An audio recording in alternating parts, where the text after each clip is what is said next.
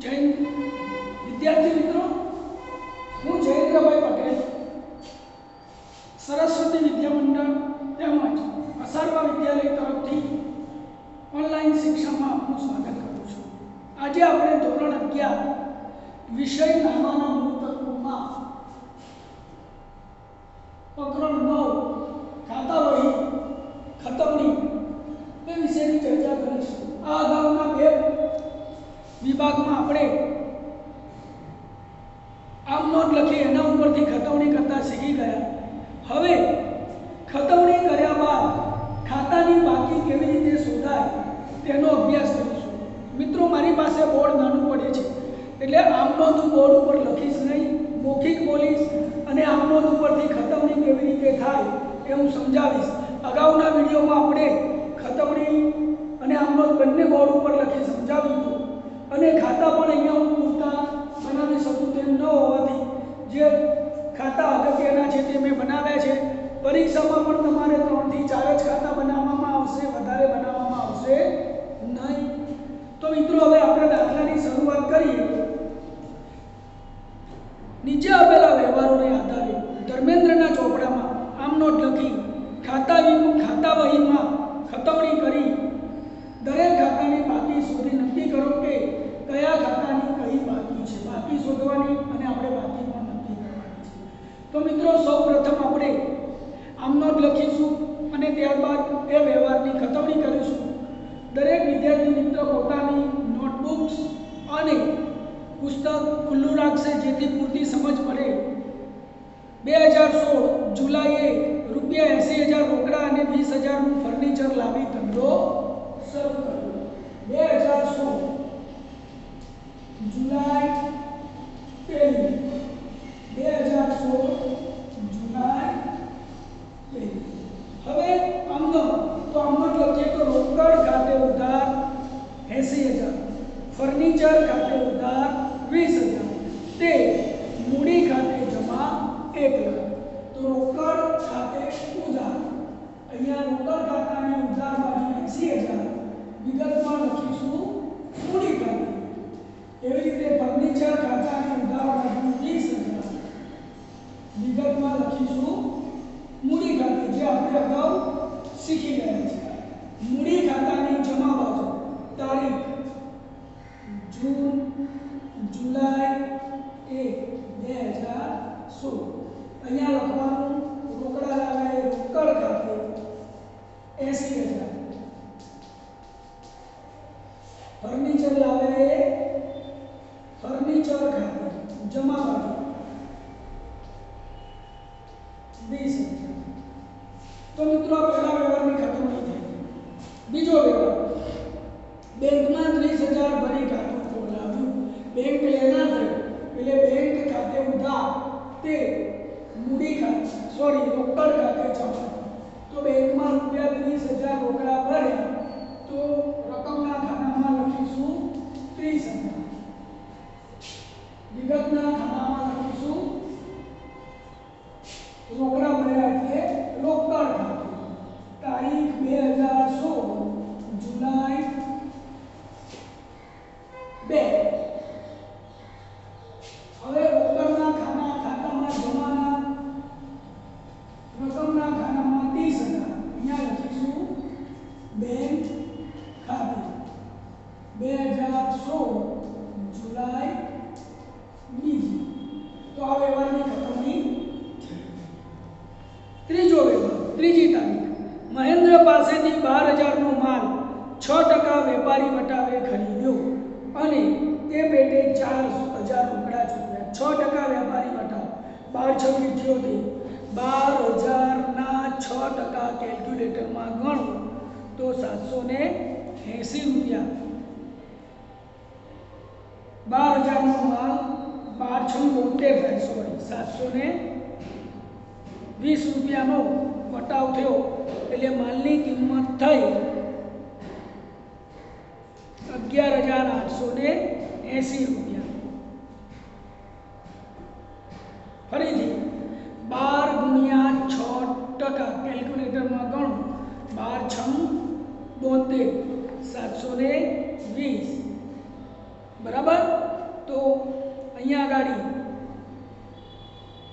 12,000માંથી 720 બાદ કરો 11,280 રૂપિયાનો માલ થાય તો લખાય ખરીદ ખાતે ઉધાર 11,280 તે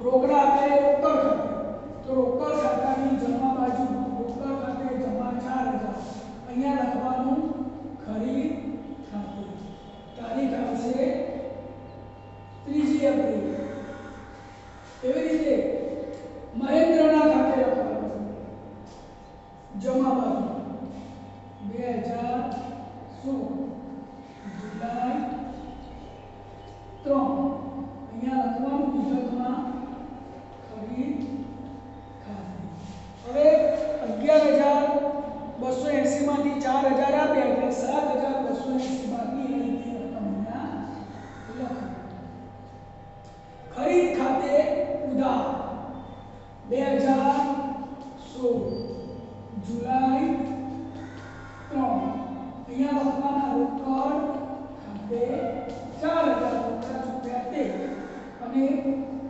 મહેન્દ્ર ખાતે 7,280 ટોટલ થઈ ગયા 11,280 તો આ રીતે એની ખતવણી થાય ખરીદ ખાતે ઉધાર 11,280 તે મહેન્દ્ર ખાતે જમા 7,280 તે રોકડ ખાતે જમા 4,000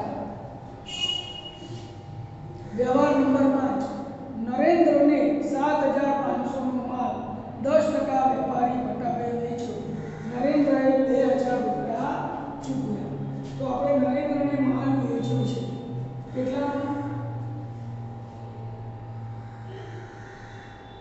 7,500 10% વેપારી વટાવ 7,500 માઈનસ 10% તો 750 વટાવ થયો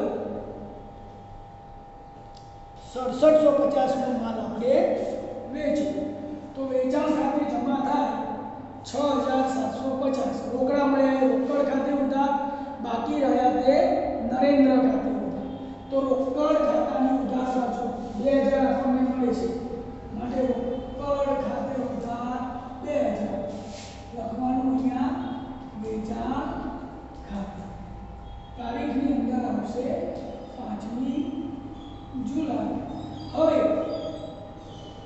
ખરીદ ખાતે ઉધાર સોરી વેચાણ ખાતે તો વેચાણ ખાતાની જમા બાજુ 2016 જુલાઈ 5 રોકડ ખાતે 2,000 હવે 6700 માંથી 2,000 બાદ કરો તો 4,750 આપણે નરેન્દ્ર પાસે તો નરેન્દ્ર ખાતે નરેન્દ્રના ખાતું ખોલવાનું નરેન્દ્રના ખાતાની ઉધાર બાજુ તારીખ લખવાની 2016 જુલાઈ 5 વેચાણ ખાતે 4,750 જે બાકી રહી તે રકમ અહીંયા આ વ્યવહાર પણ પૂર્ણ થયો મિત્રો આગળ છઠ્ઠો વ્યવહાર દુકાનના બોર્ડ માટે 3,000 અને વર્તમાન પત્રમાં જાહેરાત પેટે 4,000 રોકડા ચૂકવ્યા તો દુકાનના બોર્ડ માટે ચૂકવ્યા છે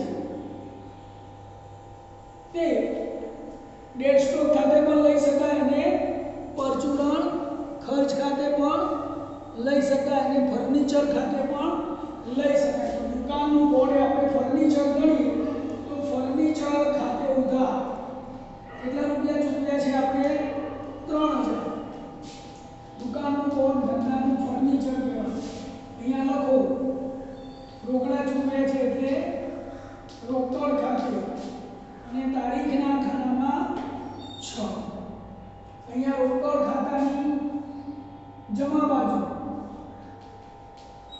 ફર્નિચર ખાતે 3,000 જમા દુકાનના ભાડા પેટે વર્તમાન પત્રમાં જાહેરાત પેટે 4,000 તો એ જ તારીખે જાહેરાત ખર્ચ ખાતે તે રોકડ ખાતે 4,000 જાહેરાત ખર્ચનું ખાતું આપણે બનાવ્યું નથી બોર્ડ પર તમારે બનાવવાનું અને જાહેરાત ખર્ચના ખાતાની ઉધાર બાજુ જઈને રકમ લખવાની 4000 અને વિગતમાં લખવાનું રોકડ ખાતે તારીખ 2016 જુલાઈ 6 જુલાઈ 7 જિંદગીનું વીમા પ્રીમિયમ 6000 અને પુત્રીના સ્કૂલની ફી 2200 દુકાનમાંથી ચૂકવ્યા પણ રોકડા ચૂકવ્યા છે એટલે ઉપાડ ખાતે થાય. કયા ખાતે થાય? ઉપાડ ખાતે. તે રોકડ ખાતે જમા. જિંદગીના વીમાનું પ્રીમિયમ 6000 અને 2200 ટોટલ 8200. રોકડ ખાતાની જમા બાબતે જે લખવાની કે જિંદગીના વીમાનું પ્રીમિયમ અને પુત્રીની ફી ચૂકવી ઉપાડ ખાતાની ઉધાર બાજુ જઈ લખવાનું રોકડ ખાતે 8200. મહેન્દ્રને 7200 નો ચેક આપી ખાતે ચૂકતે કર્યો. હવે મહેન્દ્ર આપણી પાસે 7280 માંગતો એને ચેક આપ્યો જુલાઈ 8 બેંક ખાતે ચેક આપ્યો એટલે બેંક ખાતે જમા 7200. કસર કાપી 80 રૂપિયા. કસર ખાતે જમા 80 રૂપિયા. બેંક ખાતાની જમા બાજુ લખવાનું 2016 જુલાઈ 8 મહેન્દ્ર ખાતે કેટલાનો ચેક આપ્યો? 7200. પછી કસર અથવા તો બટાવ ખાતું બનાવવાનું અને તેની જમા બાજુ 80 રૂપિયા લખવાનું વિગતમાં મહેન્દ્ર ખાતે 2016 જુલાઈ 8 એટલે એની ખતવણી પણ પૂર્ણ થાય. નરેન્દ્ર પાસેથી 4700 નો ચેક ચૂકતે હિસાબે મળ્યો એટલે આવ્યો એટલે ઉધાર. તો અહીંયા લખવાનું બેંકના ખાતાની ઉધાર. બેંક ખાતામાં લખવાની હતી. સોની ને ફર્નિચરમાં લખી છે, ચેકી નાખજો. બેંક ખાતું અહીંયા છે. ઉધાર બાજુ 7200 મહેન્દ્ર ખાતે 8મી તારીખ. હવે આપણને ચેક મળ્યો છે. મળેલો ચેક એ ઉધાર બાજુ આવશે અને આપેલો ચેક જમા બાજુ.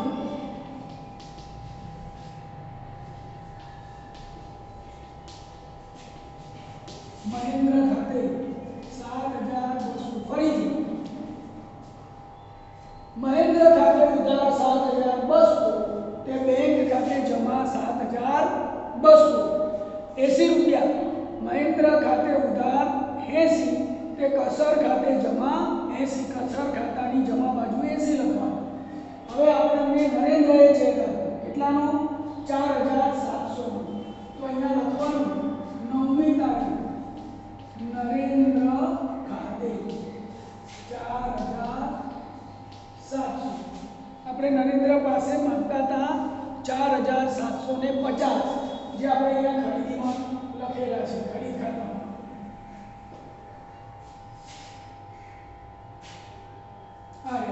વેચાણ ખાતામાં 4750 એના માટે આપણને 4700 આપણે એટલે 50 રૂપિયા એના વટાવ કે કસર આપે તો નોંધ થાય. બેંક ખાતે ઉધાર 4700, કસર કે વટાવ ખાતે ઉધાર 50 રૂપિયા તે નરેન્દ્ર ખાતે જમા 4750.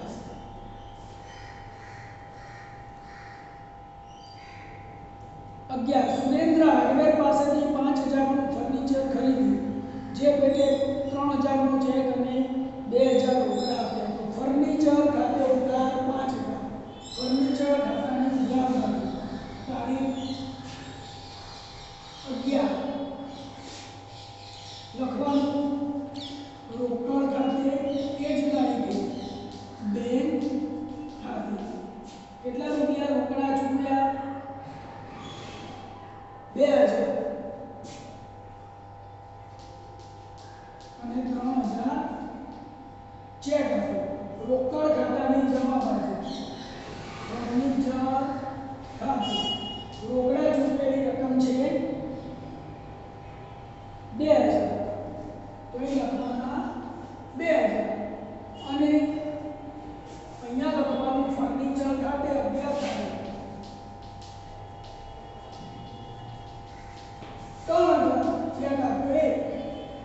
ફર્નિચર ખાતે ઉધાર 5000 થઈ ગયા, રોકડ ખાતે જમા 2000 થઈ ગયા અને 3000 બેંક ખાતે જમા થઈ ગયા. મિત્રો અહીંયા આપણી તમામ નોંધો પૂર્ણ થઈ. હવે આવે છે બાકી શોધવાની. તો મિત્રો કોઈ પણ ખાતાની બાકી શોધતા પહેલા તેની ઉધાર બાજુ અને જમા બાજુનો સરવાળો કરવાનો. જે બાજુનો સરવાળો વધુ આવે એની વિરુદ્ધ સાઈડ બાકી આગળ લઈ ગયા દર્શાવાય અને જે બાજુનો સરવાળો વધારે આવ્યો હોય તે સરવાળો તે ખાતાની બાકી તરીકે ઓળખવામાં આવે છે. આપણે સૌથી પહેલા રોકડ ખાતાની ઉધાર બાજુનો સરવાળો કરીએ. મિત્રો રોકડ ખાતાની હંમેશા ઉધાર બાકી હોય એટલે પહેલા ઉધાર બાજુનો સરવાળો કરાય. તો રોકડ ખાતાની ઉધાર બાજુનું ટોટલ થાય છે 82000 અને એમાંથી હવે જમા બાજુનું ટોટલ 30 ને 4 34, 34 ને 3 37, 37 ને 8 49 ને 2 બાદ કરો. 82000 માઈનસ 49200 કેલ્ક્યુલેટરમાં કરો તો 10 માંથી 2 જાય તો 8, 11 માંથી 9 તો 11 માંથી 9 બાદ કરો. 82000 છે, અહીંથી 10 ખોલો એટલે અહીંયા 11 વધ્યા. 11 માંથી 9 બાદ કરો તો 2 વધે. ફરીથી ટોટલ કરો. 30 ને 4 34 ને 3 37 ને 4 41 ને 8 49 ને 2 51200 થશે. સોરી, ટોટલ થશે 51200. 1 માંથી 1 જાય તો શું? 7 માંથી 4 જાય તો 30800 રૂપિયા વધ્યા. કેટલા વધ્યા? 30800. અહીંયા લખવાનું બાકી આગળ લઈ ગયા 82000. ટોટલ બંને બાજુનું સરખું થતું. ફરીથી બાકી કેવી રીતે શોધાય તે સમજો. સૌ પ્રથમ ઉધાર અને જમા બંને બાજુનું જે તે ખાતાનું ટોટલ કરવાનું. ટોટલ કર્યા બાદ જે બાજુનો સરવાળો વધારે આવ્યો તે બાજુના સરવાળામાંથી ઓછો સરવાળો બાદ કરો તો જે રકમ વધે તે જે તે ખાતાની બાકી કહેવાય. અહીંયા ઉધાર રોકડ ખાતામાં ઉધાર બાજુનો સરવાળો આવ્યો 8,000 અને જમા બાજુનું ટોટલ આવ્યું 51200. તો 82000 માંથી 51200 બાદ કરતા 30800 વધ્યા. એને ઉધાર બાકી કહેવાય. કઈ કહેવાય? ઉધાર બાકી. લખાઈ જમા બાજુ પણ બાકી કેવી કહેવાય? ઉધાર બાકી. તો રોકડ ખાતાની કઈ બાકી આવી કહેવાય? ઉધાર બાકી. અને મિત્રો મિલકતના ખાતાની હંમેશા ઉધાર બાકી જ હોય. એટલે કે રોકડ ખાતાની ઉધાર બાકી ને ઉધાર બાકી જ આવે, ક્યારે જમા બાકી આવે નહીં. ત્યારબાદ આપણે ફર્નિચર ખાતાનું ટોટલ માંગીએ તો એમાં પણ ઉધાર બાજુનો સરવાળો મેં હમણાં જ કહ્યું કે મિલકતના ખાતાની હંમેશા ઉધાર બાકી હોય. 20 ને 3 23 ને 2 25 ને 3 28000 ટોટલ થયું. અહીંયા ગાડી 2016 જુલાઈ 15 તારીખ.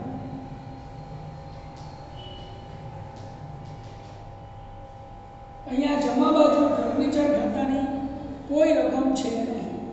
તો અહીંયા લખવાના 28000 બાકી આગળ લઈ ગયા. હવે બંને બાજુનું ટોટલ સરખું થઈ ગયું. 28000 ટોટલ કરીએ એટલે ઉપર એક લીટી અને નીચે બે લીટી થાય. હવે મૂડી ખાતાની જમા બાજુનું ટોટલ 1 લાખ.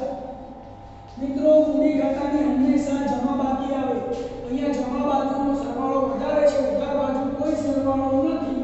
2016 જુલાઈ 15 બાકી આગળ લઈ ગયા 1 લાખ.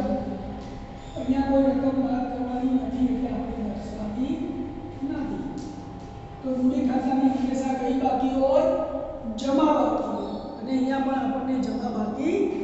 મળે છે। ત્યારબાદ બેંક ખાતું, બેંક ખાતાની ઉધાર કે જમા બંનેમાંથી ગમે તે એક બાકી હોઈ શકે। જો જમા બાકી આવે તો બેંક ઓવરડ્રાફ્ટ કહેવાય, ઉધાર બાકી મળે તો બેંક સીલક કહેવાય। અહીંયા 34,700 ઉધાર બાજુનો સરવાળો છે। બેંકના ખાતાની ઉધાર બાજુનો સરવાળો 34,700 છે। એમાંથી 7 ને 3 10, 1,200 બાદ કરો। 34,700 ઓછા 10,200 કેલ્ક્યુલેટરમાં 34,700 માઈનસ 10,200 7માંથી 24,500 વધે।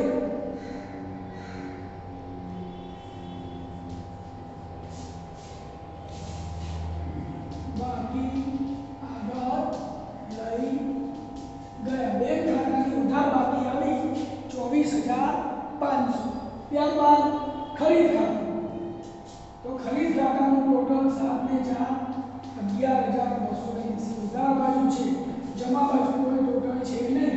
2016 જુલાઈ 15 બાકી આગળ લઈ ગયા।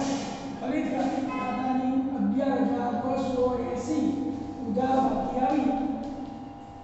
ખરીદ ખાતામાં હંમેશા ઉધાર બાકી જ મળે, વેચાણ ખાતામાં હંમેશા જમા બાકી મળે। 6,750 અહીંયા ગાડી 2016 જુલાઈ 15 જમા બાજુ કોઈ અને ઉધાર બાજુ કોઈ રકમ નથી, બાકી આગળ લઈ ગયા। 6,750 તો આની કઈ બાકી ગઈ? જમા બાકી આવે। તો આ રીતે જે ખાતાની જે બાજુનો સરવાળો વધુ હોય એ ખાતાની એ બાકી ગણવામાં આવે છે। અહીંયા ગાડી 7,280 મહેન્દ્રના ખાતાની બંને બાજુનો સરવાળો સરખો છે, એટલે અહીંયા કોઈ બાકી હોતી નથી। તો જે ખાતાની ઉધાર અને જમા બાજુનો સરવાળો એક સરખો થાય તે ખાતાને સરભર ખાતા તરીકે ઓળખવામાં આવે છે। ફરીથી, જે ખાતાની ઉધાર અને જમા બંને બાજુનો સરવાળો એક સરખો થાય ટોટલ તે ખાતાને સરભર ખાતું કહેવામાં આવે છે। હવે ઉધાર બાકી ક્યારે આવે તે સમજીએ। જે ખાતાની ઉધાર બાજુનો સરવાળો વધુ હોય, જમા બાજુનો સરવાળો ઓછો હોય તો તે ખાતાની ઉધાર બાકી કહેવાય। ઉધાર સરવાળામાંથી જમા બાજુનો સરવાળો બાદ કરી અને તફાવતની રકમ જમા બાજુ લખવામાં આવે છે। બાકી આગળ લઈ ગયા તરીકે ઉધાર બાકી એને કહેવાય જમા બાકી। જે ખાતાનો જમા બાજુનો સરવાળો વધુ હોય અને ઉધાર બાજુનો સરવાળો ઓછો હોય, જમા બાજુના સરવાળામાંથી ઉધાર બાજુની સરવાળાની રકમ બાદ કરતા જે રકમ વધે તે રકમને જમા બાકી કહેવાય। જમા બાકી એ ખાતાની ઉધાર બાજુ બાકી આગળ લઈ ગયા તરીકે દર્શાવવામાં આવે છે। સરભર ખાતું કોને કહેવાય? જે ખાતાની ઉધાર અને જમા બંને બાજુનો સરવાળો એક સરખો થાય તે ખાતાને સરભર ખાતા તરીકે ઓળખવામાં આવે છે। મિત્રો, હવે આપણે તમને ગૃહ કાર્ય આપીશું। વિદ્યાર્થી મિત્રો, બોર્ડ ઉપર લખેલું ગૃહ કાર્ય એટલે કે હોમવર્ક તમારે 22/12/2020 સુધીમાં મને સ્કૂલમાં આવીને બતાવી જવાનું છે।